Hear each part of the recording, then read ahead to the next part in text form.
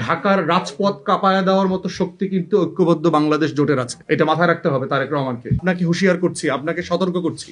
আপনি যদি সত্যিই বাংলাদেশ চালাইতে চান, নেতৃত্ব দিতে চান, আপনার এই নব্য আওয়ামী ফ্যাসিবাদ আপনার দলের ভিতরে যারা হচ্ছে তাদেরকে যদি নিয়ন্ত্রণ করতে না পারেন, তাহলে আপনি সিভিয়ারলি ফেল করবেন এবং আপনার পতন আওয়ামী লীগের হাসিনার থেকেও খারাপ পতন হবে সামনের দিনগুলোতে।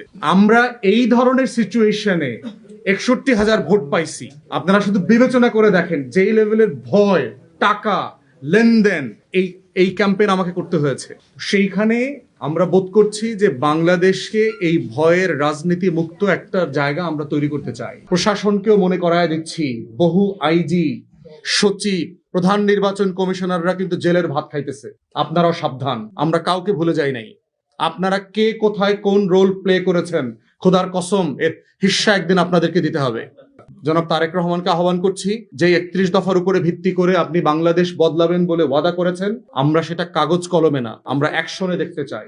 আপনার দলের গুন্ডা, মাস্তান, চাঁদাবাজ, সন্ত্রাসীদেরকে আপনি কিভাবে ডিল করবেন তার উপরে ডিপেন্ড করবে আপনি ক্ষমতায় গভর্নেন্সে সফল হবেন কি হবেন না। আপনার দলের এই ক্রিমিনাল গ্যাংদেরকে যদি আপনি নিয়ন্ত্রণ করতে না পারেন, আপনি নিশ্চিত থাকেন আপনার জন্য ভয়াবহ ভবিষ্যৎ অপেক্ষা করছে।